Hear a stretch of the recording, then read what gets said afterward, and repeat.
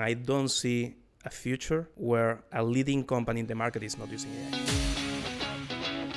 It's about have a business that make money. But the mindset that you need to have to adopt AI, understanding the right processes, understanding the whys, the risks. It was, in part, it was fear, of course, not be able to deliver to our customers. For many years, I was the bottleneck of my company and of my clients. I built the team and the team built the company. Hey guys, welcome to another episode of the NILG.AI podcast. Today we have with us João. João is the CEO and co-founder at Swonkie. He is also partner and co-founder at Reborn.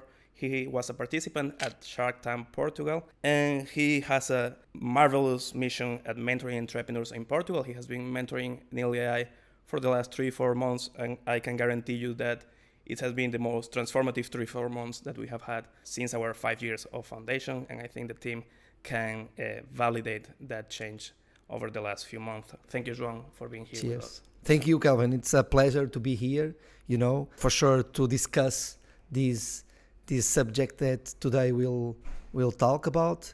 But first of all, be your mentor, be with you in your path.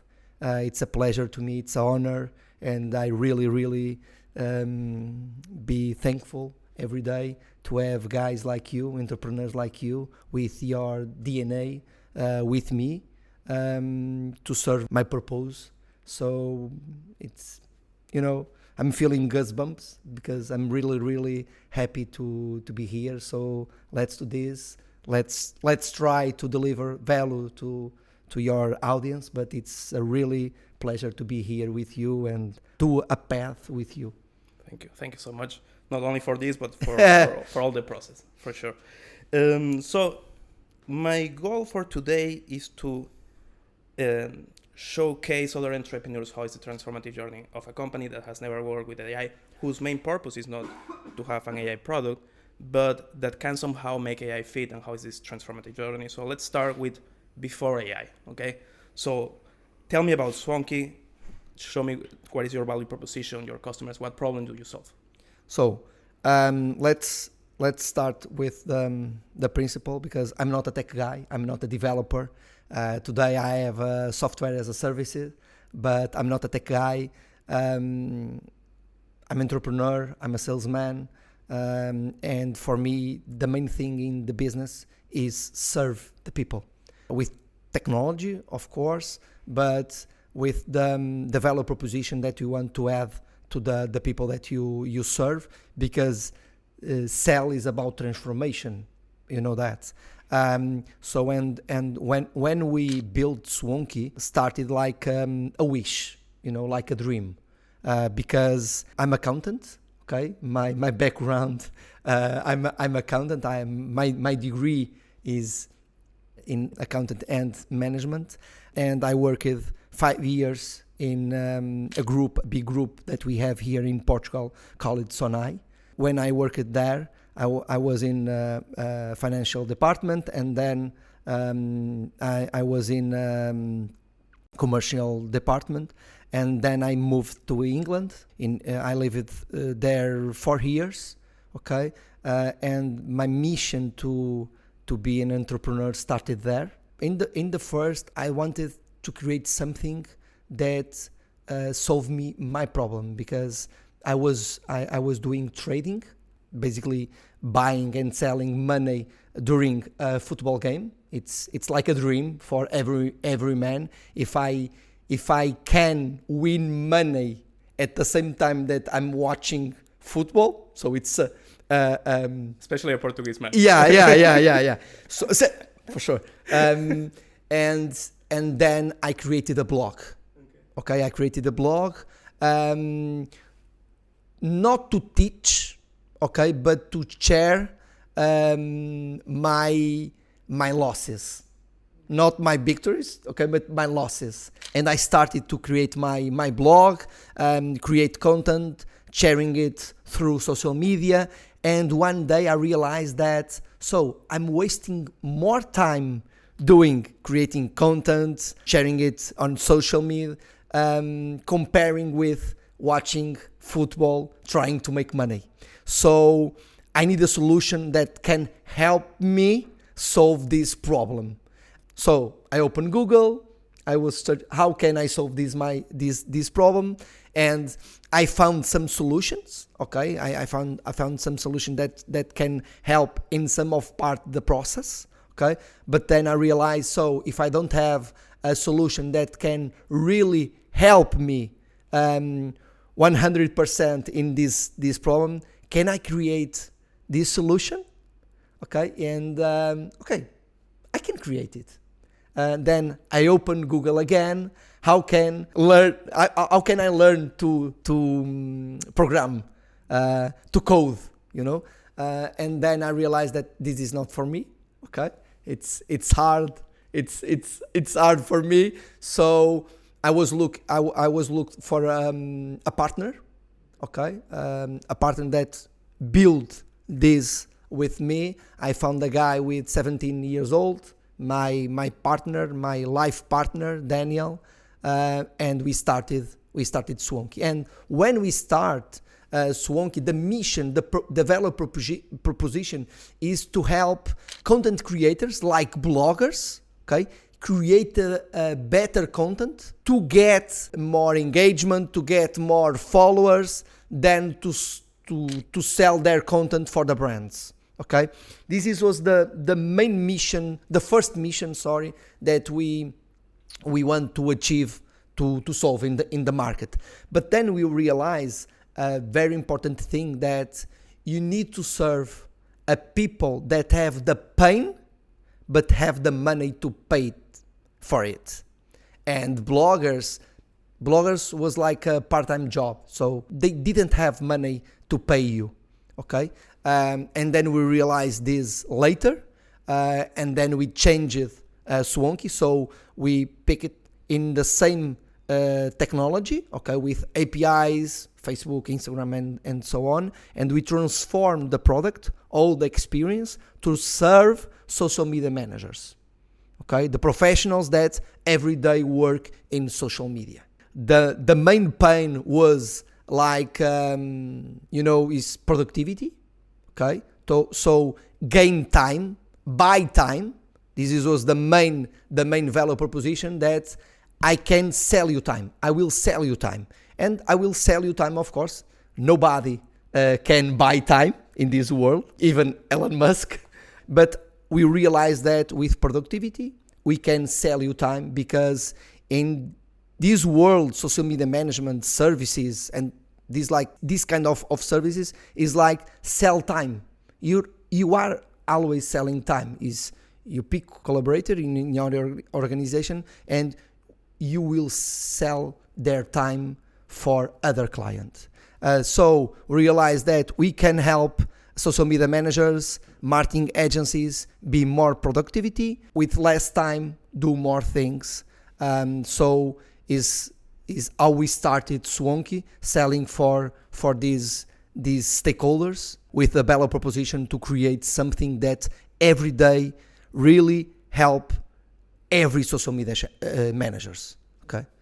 So you switched from, let's say, better content and engagement to productivity, which is like it's easier to measure, at least in easier to to measure the impact. In the end of the day, you can really measure the impact of it. Okay, and you started Swonkie in 2000? So, yeah, I've been in Shark Tank in 2016, April. Then we started developing Swonkie in July on this year. And then we launched this Swonkie, okay, to serve social media managers in 2017 in November. So it was more than 1 year building a product that then no one will pay it for it. And then we changed it. We launched Swonkie, the real Swonkie that we have today in November in 2017 till today. Of course, we made a journey and we transformed so many things in the product. And today, of course, our vision it's completely different than we had in 2007. It makes sense, of course. But it was there. But I find two things interesting about this story. I mean, many things, but two especially interesting. The first one is that you didn't follow your passion on trading and football, but the pain that you identified. And I think this is a mistake many entrepreneurs do, which is following only their passion and not the problem they are trying to solve. And I think you were very mature in identifying very, very early in the process that if you were going to create a business was not necessarily on football or on trading, but was on this pain, on this very specific pain that you identified. And the other interesting thing is that you started with better content, which I was trying to place this historically to 2016 in terms of AI. It was way harder at that time to do it. And now we see all of this trend with better content. So you move towards productivity, which at the time makes a lot of sense. But now you launch Andy. So is Andy trying to get back to that original mission of creating better content and higher? That's the point. Okay. Aligned with our value proposition that we have today, that is help every social media managers have a good content, have more productivity, and have more time for strategy to think in the business, and not is only to just create content every day. Let me add one point on this situation, because I really believe, Kelvin, and you know that sometimes I have a hard way to sell to say the things, and for me is not to have a business is when you have a business you have a lot of responsibility, you know, and of course you start with a passion, and passion is like your gasoline, okay, but then it's not about the passion, it's about have a business that make money. This is only the metric, you know, and if you don't have a passion for the business, but your business is making money, you have the opportunity to do things that you only want, that really, that you is your passion, you know. But the main thing is not about the passion, it's about to create a content that, in the end of the day, make money. Exactly. And then do the things that you only want because it's your passion, you know? Yeah, in the end, money is the consequence of helping other people solve their problems and and that's the answer the market gives you. So if you are making money, it means you are solving the right problems for the right people. Money is not everything, for sure. Okay, I'm completely agree with that, but helps in the process. And if you have the money, you have time, resources, to solve problems. That's for sure. And it's the answer of the market telling you are doing it's the proof. It's the proof of that market is giving you that you are creating a great work. So tell me more about Andy. So how does it fit your vision? We already saw like it's around this better content and management. But what specific problem does Andy solve, just for the rest of the audience? Yeah. Andy is aligned with our vision for the future. Okay, and today, Swonkie, our vision is to provide for every social media managers have two assistants, you know, like Siri. Okay, we want to be the Siri, Alexa, whatever, for every social media managers. Okay, the assistant. Okay, every social media managers that are in the business have their personal assistant, and this assistant is Swonkie with Andy. Okay, so of course you can't run away from this buzzword that today is AI. Okay, and of course we are a tech product. In the end of the day, we are technology. Okay, so AI in this marketing world make all the sense. So we tried, and as you said, we recovered the main proposition that was help people create a good content for social media channels. And when we started, of course, we don't have these resources in AI, okay? But we did it with SEO, okay, with SEO analysis, SEO techniques, and the machine help you to improve your SEO and these kind of things to create a better content to rank on the search engine optimization, okay, in terms of the search engine, okay, like Google, Bing. But today, Andy recovered this mission, to give for every social media managers their assistant. And Andy, the name came from IE is from Swonkie, okay, the last IE is from Swonkie, and the A and D came from Andrea, because Andrea was the first person that we had in support. So we merged the names and Andy Born. But when we thought about to create Andy, okay, is like so we will create a better way for social media managers create the content for social media. For example, when I go ChatGPT, so I go there, I do some questions, and of course ChatGPT give me the answers. Handy helps you in this process because you already have some prompts, okay, that you only select these prompts and Andy gives you the content. For example, the tone of voice that you want, the framework that you will select to create content. For example, IDA, pastor, whatever.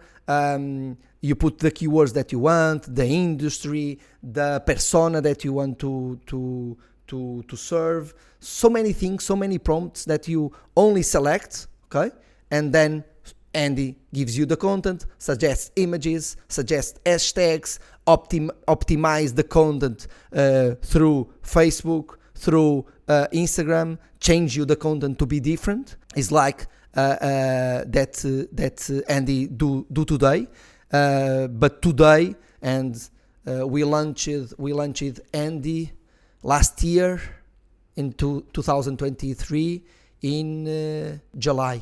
Yeah, we made a masterclass. Yeah. Okay. So it was in July. So today we have our clients using 15% of the clients use it every day, because we have a system with credits. Okay, so we included the Andy in every plan that we have. We didn't charge more to use Andy, okay, and the people are managing the credits that have. Of course, then you can upgrade to have more credits. And you ask me, why didn't you charge it? Because it's our mission. I need to deliver more value to my clients, and every day the team is focused, because when you deliver a good product, the money comes, and people will upgrade the product, the plan. And most likely it's also attracting more customers that maybe don't have or didn't identify themselves with the initial problem of time, but they do with the part of generation. So in the end, it will create value for the two sides. So you have a podcast that works. I have a podcast too. Yeah. And there is it's a big challenge. I have a podcast. It's a very nice podcast. It takes a lot of time to do this. But it's the I think, sorry to interrupt you, Kelvin, but I think that it's the podcast for me. It's a way that you are available to build a better ecosystem. Because I think this is the purpose that, and what we are doing here is not about to promote ourselves. Is about deliver the value that we have with our experience. It's not about the books that we have here, and of course we have a lot of books here. Kelvin have a good library here, but it's about our experience and the things in. Yeah, and I thought about my podcast, the Doers podcast, and of course is in Portuguese, not in English, but was with the mission to deliver value to our audience, the ecosystem. And it's really, really cool, because AI nowadays is a buzzword. Everyone talks about AI like a guru, and what you are doing here is very noble from your side, because AI, it's your world, it's your passion, and of course you are in a process that you are loving this, and it's really good what you are doing here. And I think that podcast is a tool to serve this purpose. And there is something I like you came into that. There is something that I like about your podcast, and I will put you now in a difficult situation. Okay. And the catchphrase of your podcast is without bull, kumbaya, mimimis, exactly. You know, blah blah blah blah. It's so 2023. Okay. Yeah, was last. There year. was a lot of hype around AI. Do you think Andy had some part that was fear of missing out, or it made total 100% sense at the time implementing it? And just to clarify, I'm asking this question because part of what we do is to tell people you shouldn't go there at this point because it's not the right time for your company, or it is. So. To be honest with you, and I will be, of course, it was, in part, it was, okay? Fear, of course, not be able to deliver to our customers like a shining object, you know, like everyone was talking about AI, and our clients, if you have AI to help us create content, of course we have a ChatGPT, but if you have a thing that was more specific for us, and of course this shining object, but nowadays what made sense. Makes sense, and I will talk with you later, and I was telling you about this probably 3 weeks 3 weeks ago. We talked about that for this year, okay, we are rebuilding the product, okay, and the main statement is AI first. Everything that we are rebuilding, content creation, reports, competitor analysis, feed and inbox, will be rebuilt with AI. Okay, so we have a mission for this year to rebuild all the products, okay, with AI, because, for example, Kelvin, we have great reports in our tool, okay, and of course these reports will help you have the metrics in a fast way, okay, because we have all the social media channels in one dashboard, okay, and this is cool because it, as we said previous, about productivity, okay, but the main pain today, it's not about to get the reports, it's not about to get the numbers, the data, is to have the insights. Okay. To know how to tweak those metrics for the best. Exactly. And AI do it very, very well, because it's like understand the numbers, understand the differences, and understand the variables of it in the process that you are doing when you are doing social media. Is about engagement, is about impressions, is about reach, is about views, whatever. Okay, and understand the cause of it.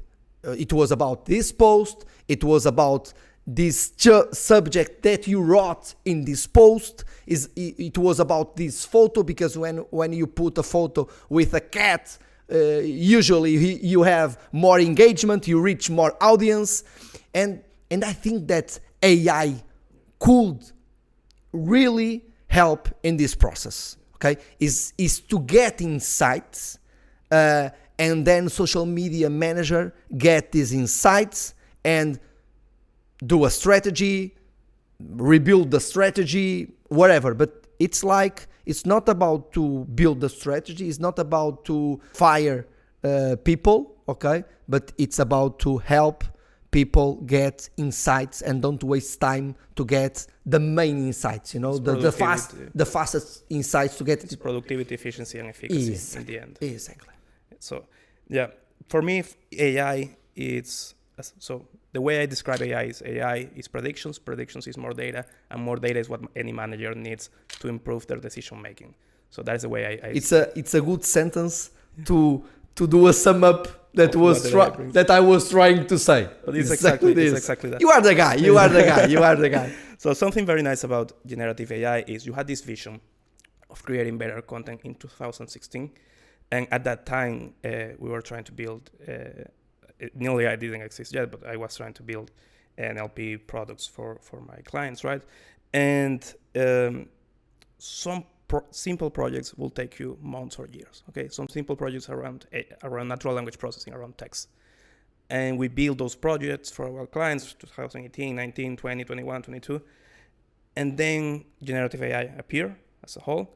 And the way I explain generative AI, it just lower the entry barrier, the entry cost for anyone to enter into AI. What before took us months or years and was only reachable to large corporations, now we can do it in days or weeks or even hours sometimes.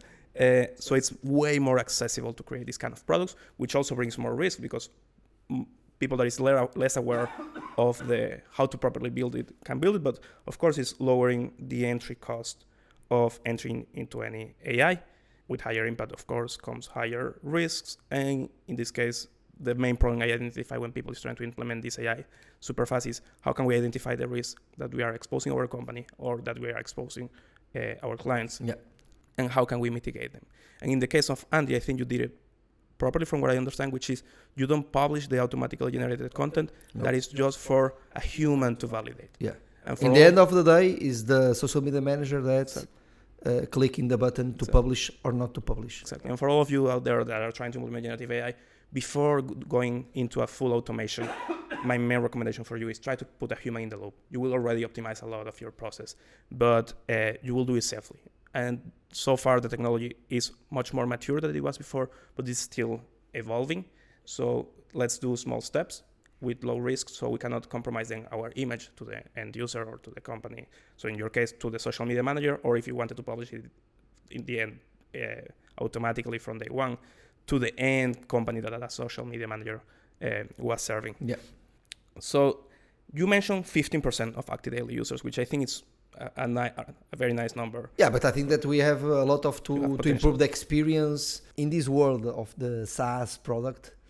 Sometimes when your users don't use the product, it's not about the product is good or bad. It's about the experience that you are giving for the user, understand the features, the functionalities that your product have. So I think that in this scenario, we need to improve the experience because, as I said before, today Swonkie doesn't have an AI first, So, and Daniel, our CTO, my partner for life, that I was saying this all the time, was the first question that he made, So, we will be AI first product, or is just put AI features in the platform, and the path that we chose was we will be an AI first platform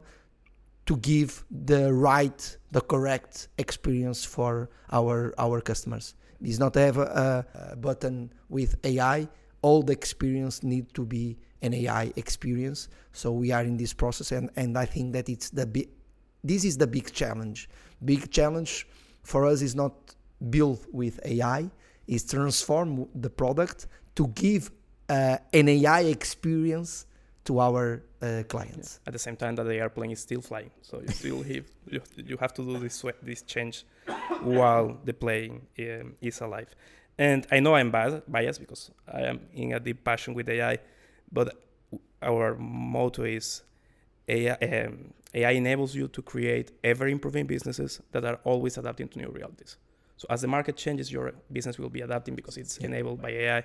And I think those are two features that any manager, any founder will want from their business. A business that is always growing, that is always improving, and that is adapting to new realities. And that is part of what we try to build here. And that is why when I mentioned the fear of missing out, many times that a lead comes to us and they say, we want to implement this AI.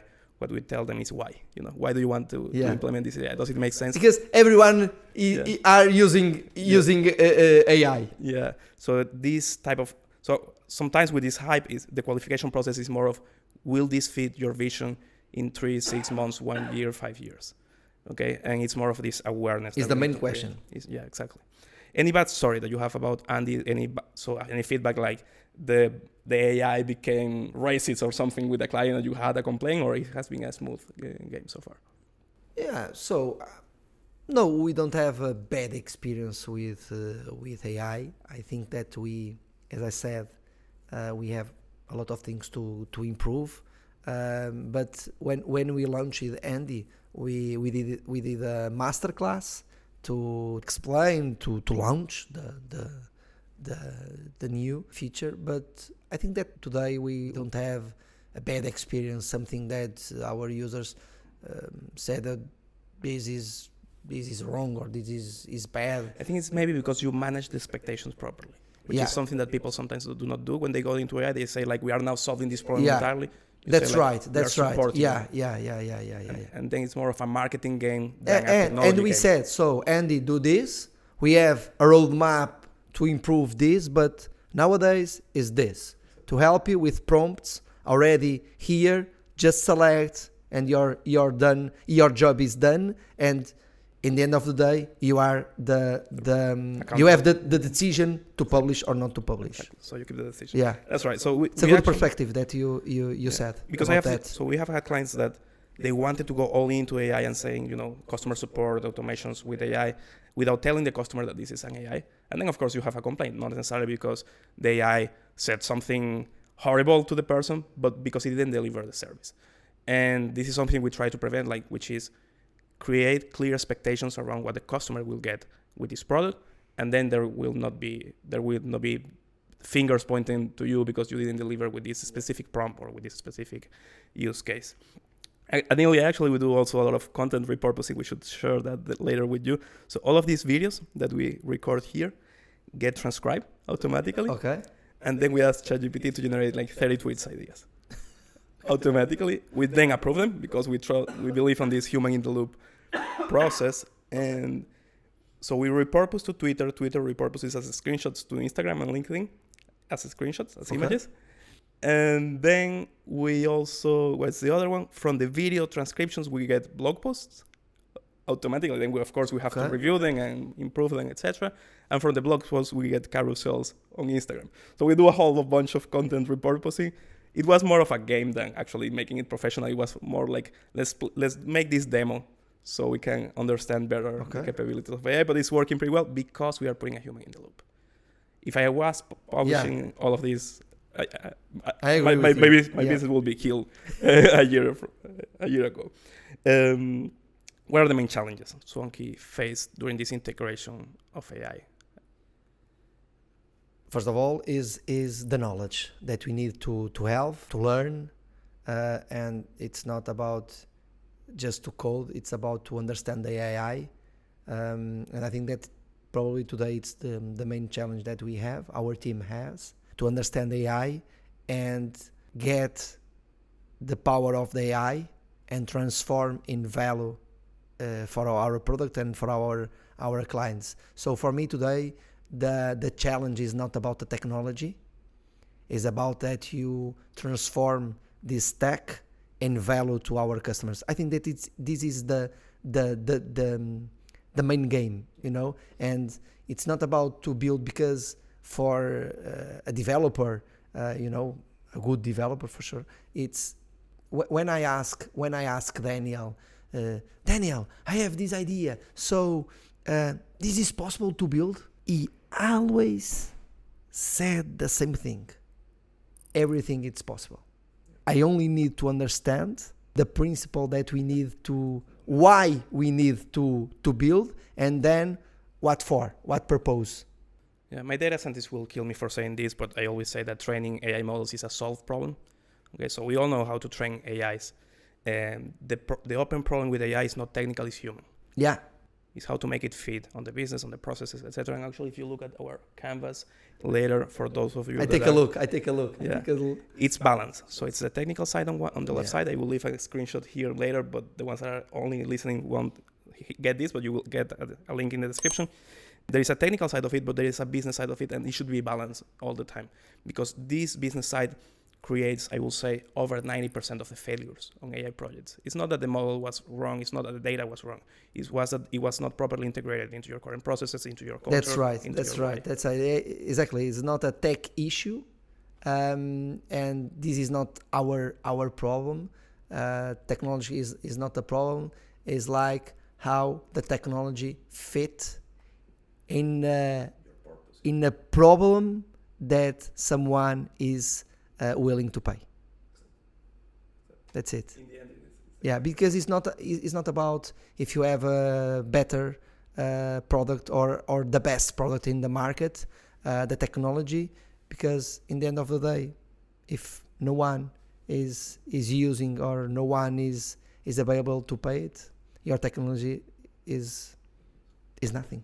Yeah, and you see that actually in AI itself, with the growth of OpenAI, ChatGPT versus competitors, it's not necessarily that they have the best product. Actually, their product sometimes is... Of course it's not. Of course it's not. Of course it's not. It's just that they serve the market better at that time and made the market understand those challenges.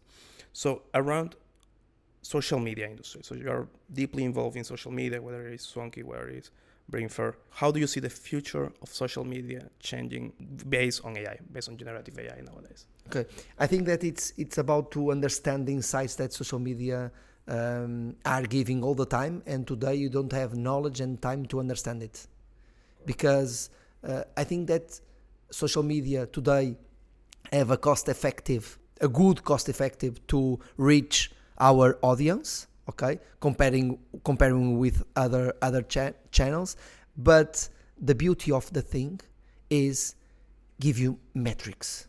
You have metrics to decide, but today you don't have time to understand the metrics to see the metrics. AI will give you the future metrics, the forecast. And I think that it's creating better insights to give you more support for your decision. And I think that AI will help you. Of course, social media will innovate. Of course, more social media platforms will surge in the future. But in the end of the day, is about to create good content, deliver something that people need.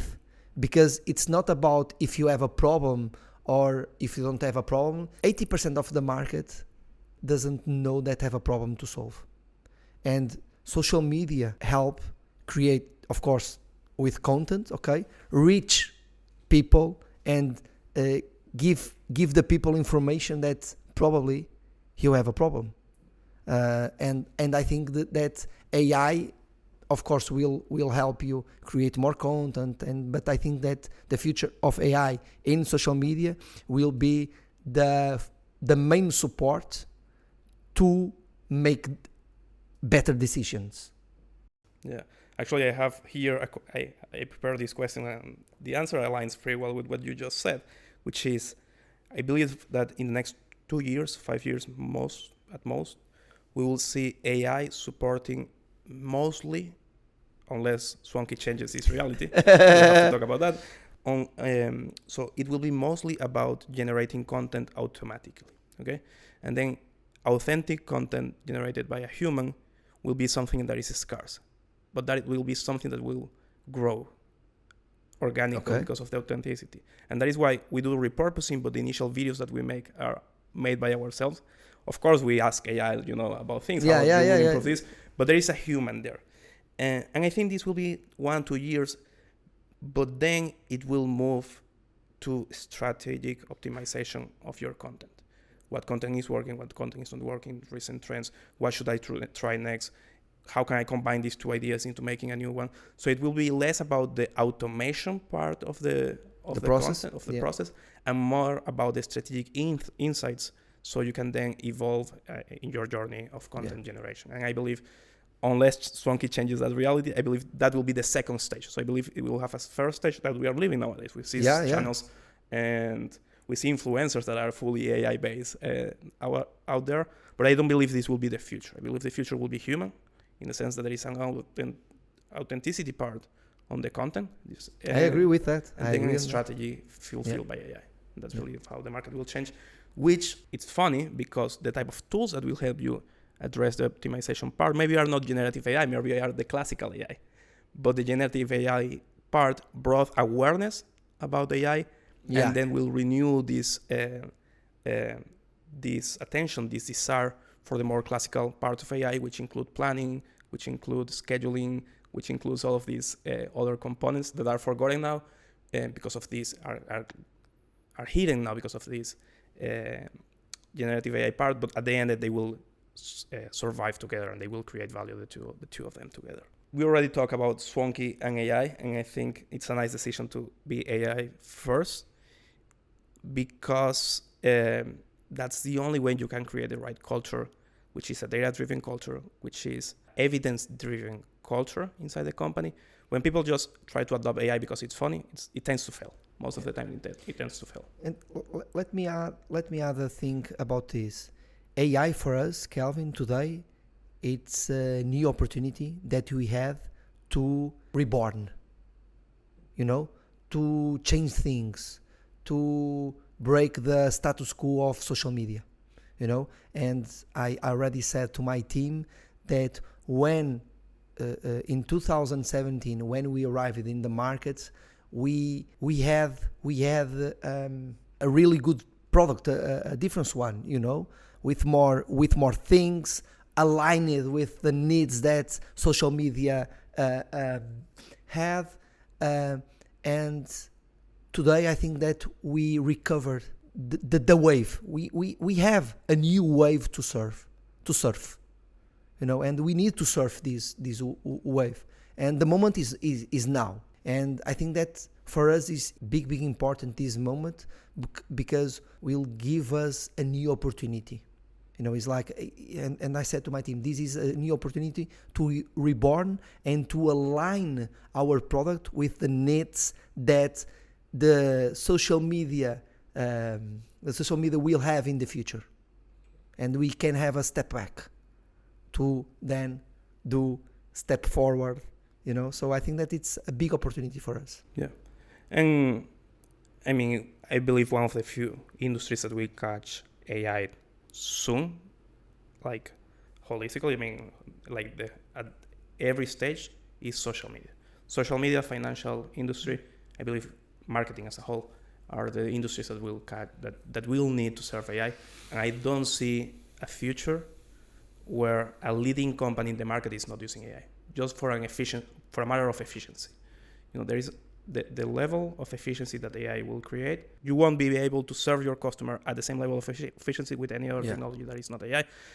Of course, it has risks, and of course it will have issues, and of course there is a whole learning curve around the process, not just of entrepreneurs as the leaders that are developing these tools or that are including these tools in their products, but also the market itself and of the customers on how do they interact with a product that maybe in 2016, 2018 was click-based, and now it's a different type of interaction, a different type of purpose. And there will be a learning curve, but long-term, I believe it's a curve that will improve the way you serve the market. So let's wrap up with something I like to bring, which is, do you have 3 book recommendations that you want to share with other entrepreneurs out there? Yeah, for sure. So first of all, was a book that changed completely my mind about money. Rich Dad, Poor Dad, from Robert Kiyosaki. It was a game changer to understand passive income, to understand that sometimes debt, it's not so bad that we are always thinking that a debt is good if you are buying actives for your portfolio. So it's a book that changed my mind completely. The second one this is more about decisions, is from The Unique Thing, from Gary Keller and Jay Papasan, okay, from Keller Williams, okay. The Unique Thing, I think that is about decisions. It's not about the things that you have to do. It's about the only thing that you need to do that will impact all the things that you need to, that you have to do. Okay. It's fantastic. It's gold, it's gold completely. And the third It doesn't have to be crazy at work, and this is about productivity and changed my mind. The way the things that I think that it's correct. Okay, is about productivity, is about team communication, is about focus. And this book is from Jason and David, that are the founders of Basecamp. It doesn't have to be crazy at work. I think that it's the. And you are a tech founder in the sense that you have a tech company, software as a service company, but none of those books are technical. They are human in nature. I'm not a tech guy. You know? I mean, you are leading a technology company. I'm leading a group of people that are building a company. Correct. I build the team, and the team build the company. And the people that I have there, they are tech guys. I'm not a tech guy. Of course, I love SaaS. I really love SaaS. I really love my products, but I don't have passion to understand code, you know. If it's PHP, Python, you know, JavaScript, and these kind of things, I don't know, I don't understand, and I don't want to know. You don't need to know. Yeah. And that's the main thing. So the 3 books are non-technical problems, human problems. And it's about the mindset. It's about the mindset. It's about the mindset. And creating a company is always about the mindset. And sometimes we thought that mindset is bullshit. Okay, it's a mindset. It's like kumbaya. It's like a coaching subject. But mindset is the way that you have to unlock the problems that you will face when you are building a company. And I will say this: during 2 years, I was the bottleneck of my company because I don't improve my mindset. Okay? And it's not about that the things that you know, it's not about the knowledge, it's not about the money, it's about the mindset and the way that you, because mindset gives you vision. And when you don't have a short vision, you do everything. And the mindset is the tool to unlock the vision. And when I unlocked my mindset, I put more vision in the company, and the company is improving again. The same way, I mean, I am a tech guy, but if I had to suggest 3 books, they wouldn't be technical books about AI. Okay, if there were 3 books about AI, they wouldn't be technical books. They will be books about mindset. It will be books about the why, about the purpose, about the processes, etc. Because as I said, AI is solved from a technical standpoint. The main problem now AI is a tool. Humans. It's a tool to solve. And the parts that are not solved from that tool are how to use it. Okay, the instruction manual is still to be written. The tool is there, but the instruction manual is there to be written. And that is what we do in NILG.AI. It's creating the standard of AI adoption so everybody can use the tool safely and everybody can have the right mindset to do it. Because just a short story before we wrap up with the episode, I also believe that for many years I was the bottleneck of my company and of my clients, because I was serving my clients, my customers at NILG.AI from a technical point of view, because that is a standard in the industry. When you hire an AI consultant, they will sell you technical components. And it was only, I will say, 2022, 2 years ago, that we stopped and we decided, the technical component is kind of solved. Everybody can solve it. But the mindset that you need to have to adopt AI, understanding the right processes, understanding the right, the whys, the risks. Yeah, you said this on this conversation. Why? Why do you want to use AI? It's not about the solution that I will deliver, that I will build for you, but it's why. Exactly. And that's the main way. That's how we see AI nowadays, which is way different than we did 2-3 years ago.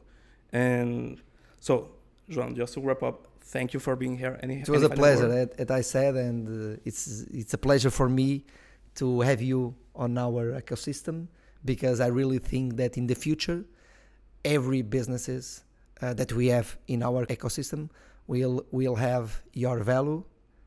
So we're really, really, really happy to have you on our purpose. Thank you, Kelvin. Thank you for the mentorship, and thank you also, Victor, who is my old. And you are a good guy. Thank you. And I want to be surrounded by good guys like you. Thank you so much. So thank you all for listening or watching until the end. I strongly invite you to follow João on the Duer podcast if you speak Portuguese, or if you use automatically generated captions with AI, because it makes total sense to watch your content. Thank you guys for being here. Thank you, João. Thank you. Bye-bye.